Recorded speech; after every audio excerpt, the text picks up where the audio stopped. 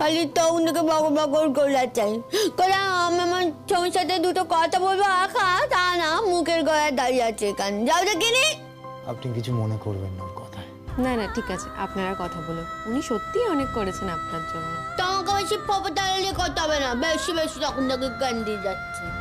তোমার জন্য অনেক করেছে তা আমি তো বউ হই, আমি করবো না কি তুমি করবে নাকি বাইরের মেয়ে হয়ে? তবে জানো স্যার আমার বউ তোমার জন্য অনেক করেছে, ও 11 লক্ষ টাকা জোগাড় করেছে জানো তোমার জন্য। 11 লাখ টাকা? 11 লক্ষ টাকা। আচ্ছা তুমি এখন গম্ভীর হয়ে গেলে কেন গো? তুমি চিন্তা করো না স্যার, সব টাকাই ফেরত দিয়ে দেবো আমরা। হ্যাঁ টাকা না থাকলে তোমার চিকিৎসা কেমন করে হতো বলো? তুমি যদি সুস্থ না হয়ে হতো আমার কি হতো বলো তো স্যার? আমি তো মরে যেতাম। তুমি তাও তোমার পুতুল মরে যাও। তো শিমুল এত টাকা পেল কোথা থেকে? শিমুলের চেনাচুনা লোক আছে, ওরা টাকা দিয়েছে শিমুলকে। হ্যাঁ শিমুল বলেছে আবার ঠিক টাকা জোগাড় করে ফেরত দিয়ে দেবে। আমি গান গাইবো, গান গাইতে টাকা দেবো, তারপরে ফেরত দিয়ে দেবে। তুমি আর চিন্তা করছো, শুনে আমার কথা দিতো। হ্যাঁ আর তুমি তো ভালো মানুষ তাই না? তুমি তো মানুষের অনেক উপকার করেছো, তাহলে মানুষ তোমার জন্য করবে না? হ্যাঁ তবে একখানা কথা আমি বলি, তোমার ওই যে ক্লাবের যে লোকগুলো ওরা ভাই অসভ্য লোক, আমাকে গান গাইতে দিচ্ছিল না জানো। তারপরে ওইখানে একজন ফাংশন করতে এসেছিল একটা মেয়ে, ওই মেয়েটা আমাকে টাকা দিয়েছে, ওই ফাংশনের অর্ধেক টাকা আমাকে দিয়েছে জানো, খুব ভালো। ওই মেয়েটাই নিয়ে গিয়ে আমাকে গান গাইয়েছে। তুমি এত সব কি করে করলে পুতুল? আমি তো কিছু বুঝতে পারছি না। যদি স্বামী অসুস্থ থাকে তাহলে কি বউয়ের মাথা ঠিক থাকে? আমার তখন যা মনে হয়েছে আমি করেছি, বুঝতে পেরেছো? আমি তোমাকে সুস্থ করার জন্যই করেছি এগুলো তাই না? তুমি আজকে এখন ভালো করে কথা বলছো বলে আমি তো কথা বলছি। আমি না এখন ভালো করে খেতে পারিনি জানো দেখ। পুতুল তুমি কার সঙ্গে এসেছো? কারণ বউ এসেছে তো টাকা জমা দিচ্ছে।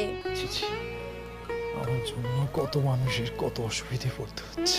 তোমার মাতা তোমার জন্য কাল মানুষ অসুবিধা পড়তে যাবে শুনি? তোমাকে সুস্থ করার জন্য জানিস সবাই কত চেষ্টা করছে। আমার পড়ু, তারপরে শিমুল, আমার বুড়ি সবাই তো চেষ্টা করছে, বুড়তে ভাই বন্ধক দেবে বলেছে। কে বাড়ি বন্ধক দিয়েছে? আমার মা বাবার বাড়িটা বন্ধক দেবে বলেছে। পুতুল তুমি বারণ করো পুতুল, তুমি বাড়ি বন্ধকে কিছুতেই রাজি হবে না পুতুল। তাতে আমার যত অসুবিধে হোক, আমার যাই হয়ে যাক, তুমি কিছুতেই রাজি হবে না। বলো আমাকে, কথা দাও তুমি রাজি হবে না, বলো না পুতুল। তুমি চিন্তা করছো কেন? তুমি সুস্থ হয়ে গেলে তুমি চাকরি করবে, আমি গান গাইবো, আমার টাকা শোধ করে দেবো। হ্যাঁ পুতুল তুমি এক কাজ করো তো, তুমি বাড়িতে যাও, তুমি গিয়ে আমার চেকবুকটা নিয়ে এসো। তুমি সামলাতে পারবে না হয়তো এই ভেবে আমি তোমার কাছে রাখিনি। তোমার আর আমার নামে একটা জয়েন্ট অ্যাকাউন্ট আছে, তাতে কিছু টাকা আছে। আমি চেকটা রেডি করে দিচ্ছি, তুমি চেকবুকটা নিয়ে এসো যাও। আর তাড়াহুড়ো করার কোনো দরকার নেই স্যার, কোনো দরকার নেই। তুমি আগে সুস্থ হয়ে হতো তারপর সবাইকে টাকা ফেরত দেবে কোন। তুমি কি একবার ভেবে দেখেছো স্যার তোমার যদি কিছু হয়ে যেত আমি কোথায় যেত? হ্যাঁ আমার কি হতো তাহলে বলো তো? হ্যাঁ সারা জীবন আমাকে কি শিমুল দেখতো না আমার ভাই দেখতো? ওদের কি টাকা পড়েছে শুনি, আমাকে দেখতে যাবে সারা জীবন। তুমি ভালো হয়ে হতো, সুস্থ হয়ে হতো, তারপরে আমরা ভালো থাকবো সবাই মিলে। এইটুকু বুদ্ধি নেই তোমার মাথায়? তুমি এত পণ্ডিত মানুষ। হ্যাঁ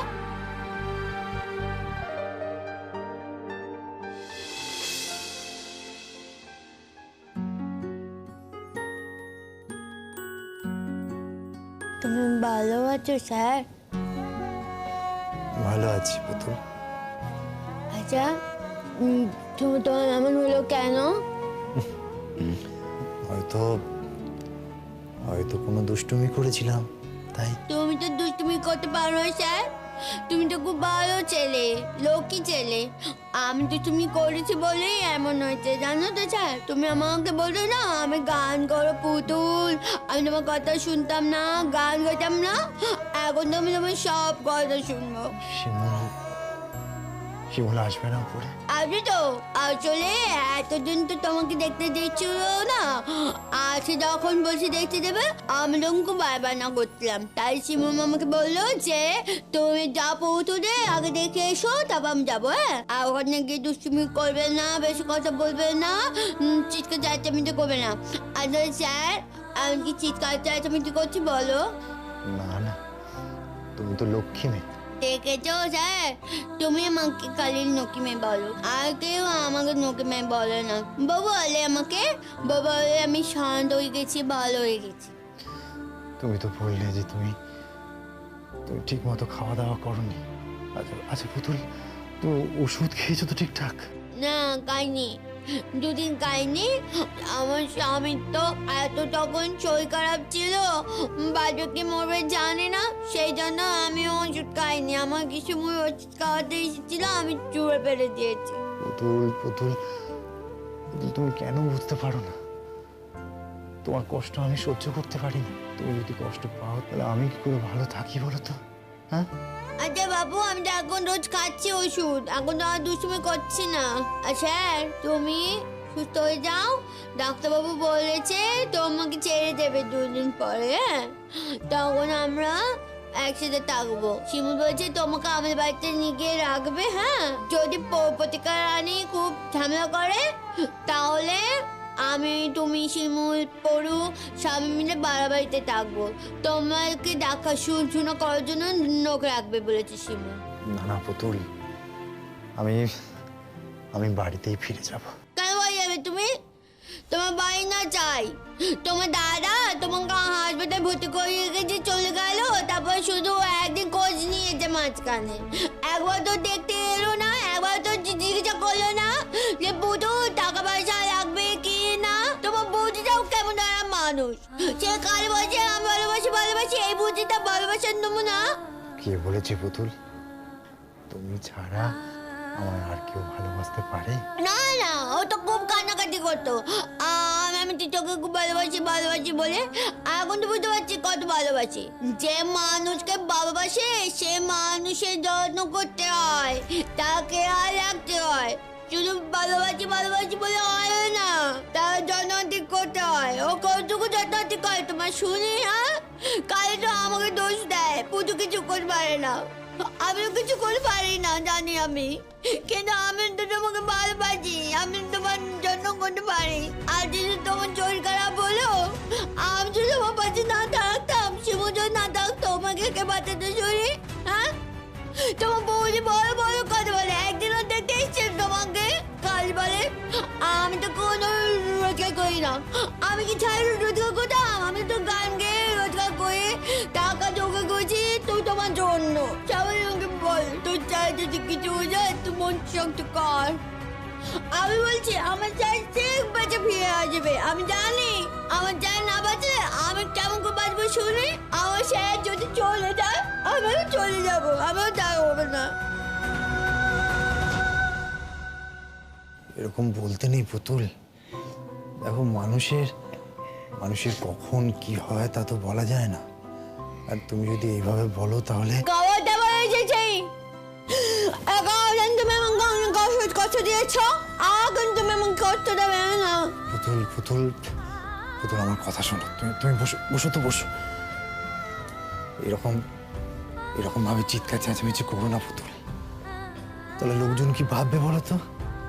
লোকজন ভাববে পুতুল কি লক্ষ্মী মেয়ে, অথচ কতটা অবুঝ। এরকম হাসপাতালের মধ্যে চিৎকার চেঁচামেচি করছে। তা আমি কি করবো? হ্যাঁ, তোমার জন্য তো। তুমি আমার খারাপ কথা কেন বলছো আমাকে?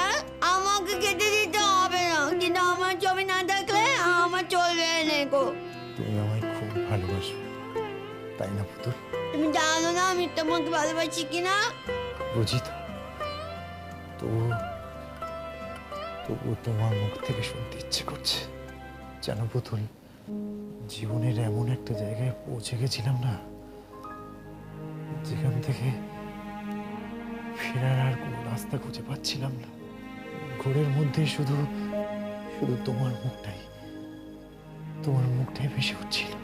আর ভাবছিলাম, আমি যদি না থাকি তাহলে তাহলে আমার পুতুলের কি হবে। আমি ভগবানকে ডাকছিলাম, ভগবান যে করেই হোক আমাকে আমার পুতুলের কাছে ফিরিয়ে নিয়ে চলো। হ্যাঁ, তুমি ঠিক ভেবেছো। তুমি না থাকলে আমার কি হবে জান? কি হবে বলো?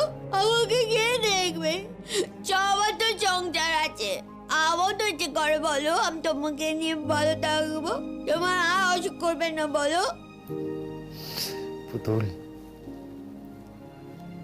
আমি কি নিজের ইচ্ছে অসুখ করিয়েছি? নিশ্চয়ই কোনো অনিয়ম করেছি, তবে আর কোনো অনিয়ম করব না। তোমার জন্যই আমি আর কখনো জীবনের রিস্ক নেব না। জীবন সংশয় হয় এমন কোনো কাজ আর কখনো করব না। খুব সাবধানে থাকবো। আমি তো জানি, আমি যদি না থাকি তাহলে আমার পুতুলের কি হবে? কোথায় থাকবে? কার কাছে থাকবে? পুতুল হয়তো রাস্তায় রাস্তায়। না পুতুল, আমি সেটা মেনে নিতে পারবো না। মরে গেলেও সহ্য করতে পারবো না।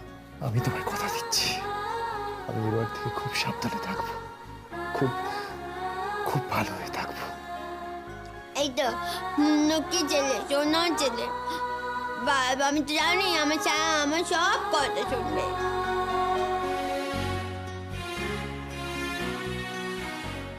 তাড়াতাড়ি করুন, আর কিন্তু সময় নেই। তো সময় নেই বললেই হয়ে গেল। ঠিক আছে, সময় নেই তো। আর তো দুদিন বাদে আমি নিয়ে চলে যাবো স্যারকে বাড়িতে। ও স্যার, ওরা আমাকে বলেছে আমাকে বেশিক্ষণ এখানে থাকতে দেবে না। হ্যাঁ, আমি এখন তাহলে যাই। এসো পুতুল, কাল আবার দেখা হবে। ঠিক আছে স্যার, আমি এখন আসি। কাল আমি আবার আসবো। হ্যাঁ, আমাকে শিমু বলেছে, শিমু তো স্কুল থেকে আসতে একটু দেরি হয়, ও আমাকে ট্রেনে তুলে দেবে বলেছে, আমি চলে আসবো। না না না পুতুল, তুমি একা একা একদম আসবে না। আচ্ছা ঠিক আছে, তাহলে আমি টুটুকে বলবো আমি আর টুটুল আসবো। তোমার কাছে না এলে আমার মন কেমন করে, আমি তাই চলে আসবো। হ্যাঁ, সেই ভালো। এখন আর তোমাকে এখানে থাকতে হবে না। এসো। ঠিক আছে স্যার, আমি তাহলে আসি। তুমি ভালো থেকো, কেমন? ভালো থেকো। টাটা। টাটা। ভালো মানুষের মেয়ে, আমি আসছি। হ্যাঁ, তুমি একটু মনে করো না কিন্তু। হ্যাঁ, আমার স্যারকে একটু ভালোভাবে রেখো, ঠিক আছে? আসছি। হ্যাঁ,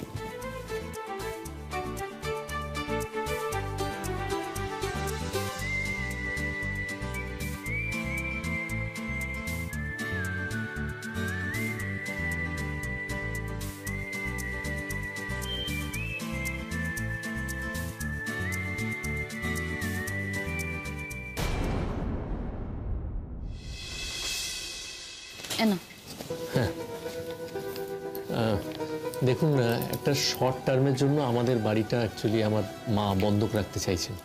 তো আমি সমস্ত কাগজপত্র দলিল সবই নিয়ে এসেছি সঙ্গে।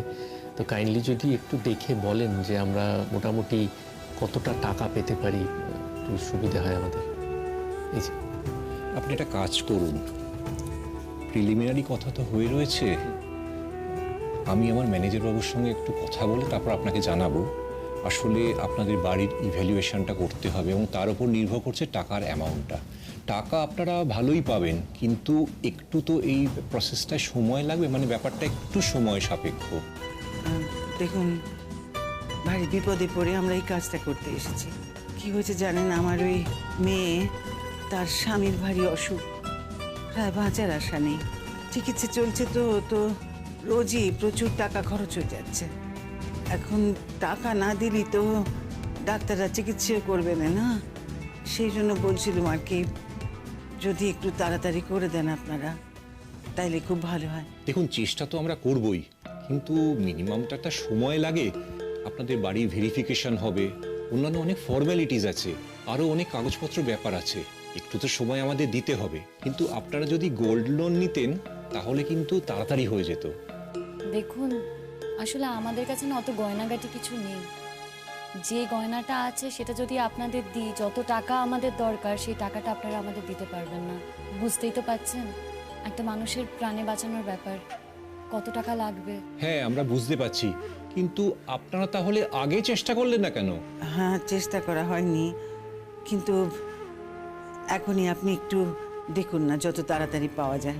আসলে কি বলুন তো, আমাদের না কোনো উপায় নেই। আপনি আপনার ম্যানেজারকে বলুন, আর একথাও বলবেন যে দরকার হলে না আমরা আপনার ম্যানেজারের সঙ্গে দেখা করে নেব। স্যার তো নেই, উনি থাকলে তো এখনই আপনাদের সঙ্গে কথা বলিয়ে দিতাম। ও উনি নেই এখন? উনি একটা অন্য কাজে আছেন, তবে আসবেন, ঢুকে যাবেন সেকেন্ড হাফের মধ্যে। সেকেন্ড হাফ হবে ঢুকতে? আচ্ছা ঠিক আছে, okay, thank you. Thank you.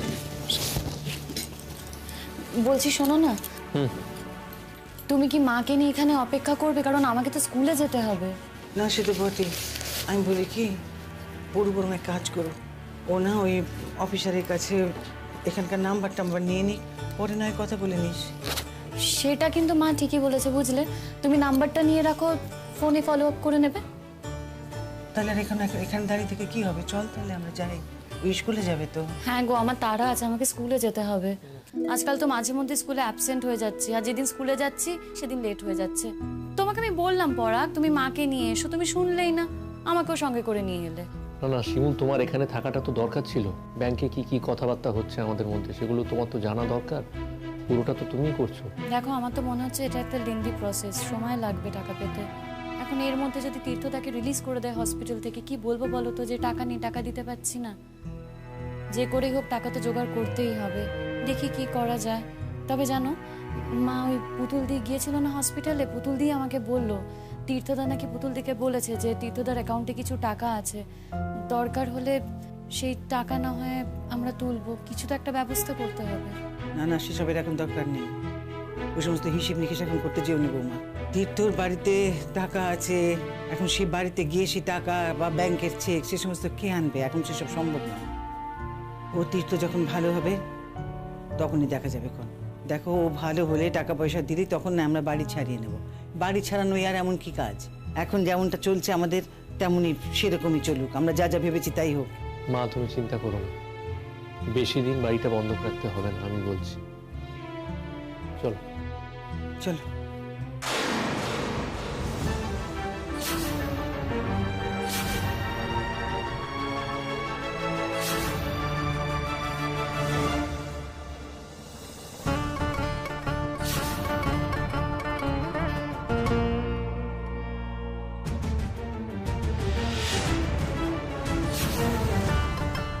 এই যে স্যার, এখানেই আছে সবাই। এবার দেখে নিন আপনি, আমি সত্যি কথা বলছি না মিথ্যে কথা বলছি। ও কি কথা, কি সত্যি কি মিথ্যে? হ্যাঁ, কি হয়েছে নাকি? কি হলো অফিসার, আবার কি পাকিয়েছে? আপনি জিজ্ঞাসা করে দেখুন। কি হয়েছে স্যার?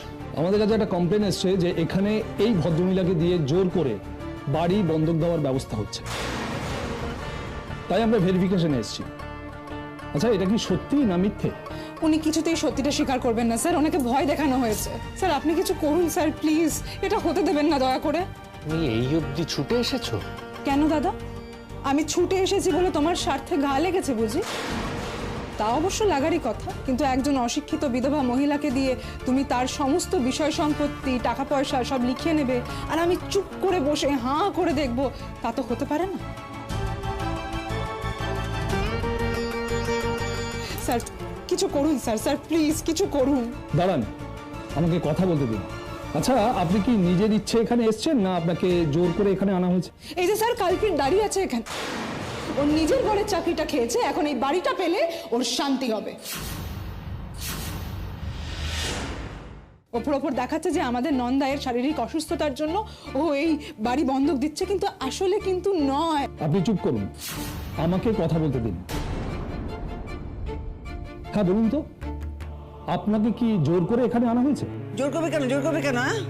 আমার জামাইয়ের শরীরের অবস্থা খুব খারাপ, তাই আমি নিজে থেকে এসেছি। স্যার ওনাকে প্লিজ জানিয়ে দিন যে ওনার জামাইয়ের চিকিৎসার জন্য বাইরের লোক 11 লক্ষ টাকা দিয়েছে। তারপরে আর চিকিৎসার জন্য কত টাকাই বা লাগতে পারে, আর যদি লাগেও বা তার হিসেবটা ওনাকে দিক। আর এই সমস্ত কথা না জেনে শুনে উনি শুধুমাত্র মুখের কথায় বাড়ি বন্ধক দিতে চলে এসেছেন। কেন? ওনার তো বাড়িটার উপর একার অধিকার নেই। তোমার এত বড় স্পর্ধা, তুমি পুলিশ নিয়ে এসেছো এখানে? শোনো, একজন মা তার মেয়ের জন্য করছে, তুমি কি ভেবেছো তুমি এভাবে বেঁচে যাবে? কে বাঁচবে আর কে মরবে সেটাই তো এবার দেখার। তুমি কি ভেবেছো যে শেষ খেলাটা তুমি তোমার হাতে নিয়ে নেবে? আর একজন অসহায় বৃদ্ধা মহিলাকে তোমরা বাড়ি ছাড়া করবে, আর সেটা আমি চুপ করে বসে দেখবো, কিচ্ছু বলবো না? না, সেটা হয় না। শোনো প্রতীক্ষা, মার থেকে না মাসির দরদটা অনেক বেশি দেখতে পাচ্ছি আমি কিন্তু এখানে উপস্থিত আছি। এটা আমার মায়ের বাড়ি, মা ঠিক করবেন এই বাড়িতে কি করবেন। তুমি কেন কথা বলছো? তোমার মতো মানুষের কাছ থেকে আর আশাই বা কি করবো দাদা? তোমার মতো ছেলেরা যেটা করে তুমিও তাই করলে। তুমি তো এখন নিজের বউয়ের কথায় ওঠো বসো। তোমাকে তোমার বউ বুঝিয়েছে যে মাকে এই বাড়ি থেকে না সরাতে পারলে তুমি এই বাড়ি বিক্রি করতে পারবে না। তাই তুমি এখন মোটা টাকায় এই বাড়ি বন্ধক দিতে চলে এসেছো। আর শোধ করবে কে? কি করে শোধ করবে মা? আর তুমি বা কি করে শোধ করবে? তুমি তো কোনো রোজগার পাতি করছো না আজকাল, তোমার চাকরি নেই। তাহলে সে দায় কার, সে খেয়াল আছে?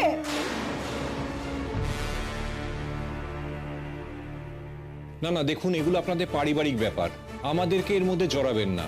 আপনারা এখন যান, সমস্ত সমস্যা মিটলে তারপর আসবেন, তখন কথা হবে। আসলে স্যার, ওনাদের সঙ্গে কথাবার্তাটা সবে এগোচ্ছিল, কোনো কথা কিন্তু ফাইনাল হয়নি। স্যার, আমাদের ম্যানেজার এখন নেই, ওজন্য ওনার সঙ্গে কথা বলে ফাইনাল করতে পারিনি, তাই এই ব্যাপারেতে কোনো কথাই এগোয়নি। আপনারা এখন বরং বাড়ি ফিরে যান। আপনাকে যা জিজ্ঞাসা করছি তার উত্তর দিন। আপনাকে কি এনারা জোর করেছে? আরে কি মুশকিল, জোর করবে কেন? জোর করবে কেন? হ্যাঁ, আমি যে দেখতে পাচ্ছি না, আমাকে চোখ নেই? বললাম যে আমার মেয়ের স্বামীর শরীরের অবস্থা খুব খারাপ, অনেক টাকা পয়সার দরকার আছে। আমার মেয়েটা গান গেয়ে গিয়ে টাকা রোজগার করে বেড়াচ্ছে, তাই দেখে আমার ভারী কষ্ট হয়েছে। সেই জন্য আমি ঠিক করেছি যে বাড়িটা বন্ধক রেখে তার চিকিৎসার ব্যবস্থা করবো।